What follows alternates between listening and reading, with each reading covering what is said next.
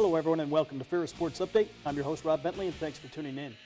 On today's show, we'll update you on Bulldogs softball, we'll check in with the Ferris State tennis team, and we'll update you on Ferris State track and field. We'll start with Bulldogs softball and joined now by junior pitcher Cara DeLange. And first of all, Cara, welcome to the show. Thank you. This past week, finally, it seems, the Bulldogs at home, playing your first home games on Friday against Malone. Just talk about being able to play at home for the first time this season. Oh, it's been great. You know, we've been kind of frustrated lately because fields have not been ready, and even as you may see out on our field, we have a fence, you know, because it's all muddy. So it was nice just to get out there and play, especially since we got new dirt. So it's really nice because we haven't had new dirt in such a long time. So. Played a couple games at Northwood on Wednesday in league play, and then you came back home opening up a 14-game homestand here. A lot of games in a row at home, and unfortunately the fans will have a great chance, hopefully weather permitting, to watch a lot of home games. Yes, hopefully. We have a game tomorrow here, I believe. So hopefully, you know, with this rain, it'll be ready. But you know, you never know. This weather has been really frustrating. So. We'll go to the first game on Friday, taking on Malone, first home game of the year, and you lose the first one, but you come back, a nice win, 12-8 in the second game against Malone on Friday. Yes, that was very nice. You know, it's always nice to win a game. You know, we always want to win both, but to split's good just because it gets us up in that GLIAC standing a little bit. So. Back early start on Saturday, taking on Saginaw Valley State, and we'll go to the highlights of that game against the Cardinals on Saturday, and the Bulldogs taking on a very good opponent in Saginaw Valley State, and a little rainy conditions at times, but nonetheless, it was a tight contest that went really down to the wire. Yeah, we went into that game knowing that they were going to be a good team, and we knew that they were going to hit the ball, that they were going to run the bases, and that was actually my first start this GLIAC, so I was a little nervous, but I think I did pretty well. But yeah, they were definitely a good team, and I think we played them well. We didn't come out strong at first, hitting-wise, but we definitely fought back in the end. We did lose the game, but I think our heart in that game showed very well. You mentioned the quick start here for Saginaw Valley State. They jump out to a 5-0 lead, but the team did a great job of really rallying back and had a chance to win it in the seventh.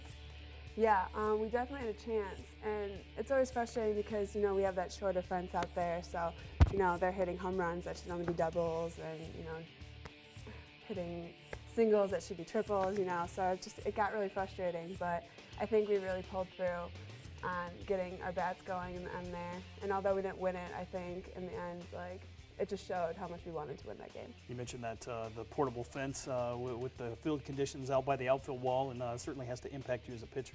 Yes, definitely. You know, as a hitting team, it's very nice because you're like, oh, sure, you know, just hit home runs. But as a pitcher, it's hard because, you know, they're hitting pop-ups that go over the fence, and it's just frustrating because you really have to throw the ball in spots where they're not going to hit it over that short little fence. So you definitely, as a pitcher, it really does stink. Talk about the game wearing on here, and got a little wetter, a little rainier as the game progressed. How did that impact the performance? At first, you know, I don't think we noticed it as much, but the second inning I came out when it was raining, I definitely felt it. I could tell that the ball was a little bit slipperier, and that people, you know, were slipping in the mud and stuff. So, like when we're playing, it's just not fun, but we pull through. So. You mentioned a 6-4 loss in the first game. You come back in the second game and one Bulldog batter, and then the game was called. Had to be a little disappointing not to be able to finish that doubleheader. It is, because we always come out playing much better in the second game. It's something we need to fix, but it's something we do. So I think we were all really pumped for that second game. So for it to be called, it kind of stinks, because now we have to go back to that first game, but it's technically our second game. So hopefully we pull through and win this one. You mentioned earlier a little frustrating at times with the weather this spring. Sunday's games called off as well, but still hopefully able to get all these games in. Quick turnaround time with a lot of games coming up here in the next week. Yes, hopefully we can get all of them in, especially with GLIACs coming up. You know, we have our standings, so if we can't get all of them in, it really affects us on where we are in the GLIACs. So hopefully in the next week we can really get them in. Hopefully the weather will be warm and sunny. As a player, how does that change your approach this week, Tuesday, Thursday, Saturday, Monday, Tuesday next week? With so many games in a row here, not a lot of practice time, how does that change your approach as a player? I think as a player, I'm always in game mode. So especially with these weeks coming up, but the little practice doesn't really matter since we've been practicing all year long anyway. So I think going game from game, we might get exhausted and tired. but I think we're always going to be ready to play. It's not going to affect us too much. Junior here for the Bulldogs. I know you missed most of last season. Just talk about being able to bounce back this year, be a part of the rotation, and finally get a chance to be back on the field. Oh, it's been great. I actually was told that I probably wouldn't be pitching this year. So to come in and actually start a game, it's been awesome. It was really hard last year to just sit and watch my team, especially when we were doing so well, because I wanted to be a part of that. And this year, it's awesome because I finally get to have my spot, and I finally get to prove myself. So it's nice to be able to come back out and play. A young team this year, a new coaching staff as well, and just talk about the progression here. It seems like the team has really came on you. You've started to play some better and more competitive games and had an opportunity to win a lot of games. Yes, we're a very young team this year, so it's nice to be able to win games with such a young crowd on the field.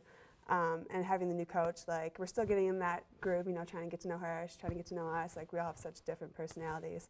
But I think we're using it to our advantage. I mean, we're not winning the most games that we wanted to, but we're winning enough to where we can make it further. So. Obviously, one of the goals to reach the GLIAC tournament. A lot of games left here in the next couple weeks before the regular season comes to an end. What are the goals? What does it take to get into that GLIAC tournament and make some noise? Well, we're playing some very tough teams. We're playing Grand Valley, Wayne. We got to finish up with Saginaw. To get into that GLIAC, we need to beat these teams, and I think we're very capable of it, even though we're young and we don't have such a strong pitching this year.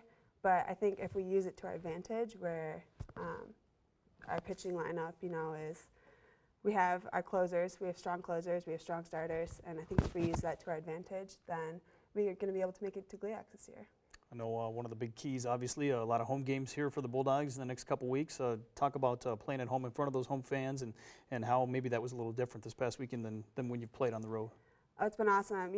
It's a lot different in our field because we see our fans, especially when we're out there, whereas in other places you don't really see them. They're kind of off to the side. And it's always nice to have them cheering you on and not the other team. And, like, when I was pitching, I could just hear there's a strike.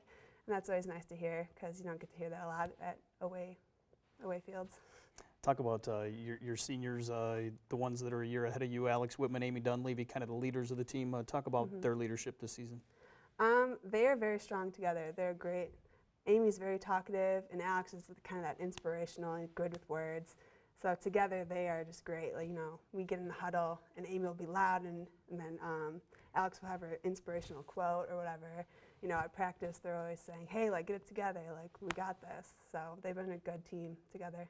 Well, congratulations again on all the success you've had so far, and best of luck to the Bulldogs. Plenty of action coming up here, and hopefully the fans will come out and watch. Yeah, hopefully. We'll be back with more Ferris Sports Update right after this.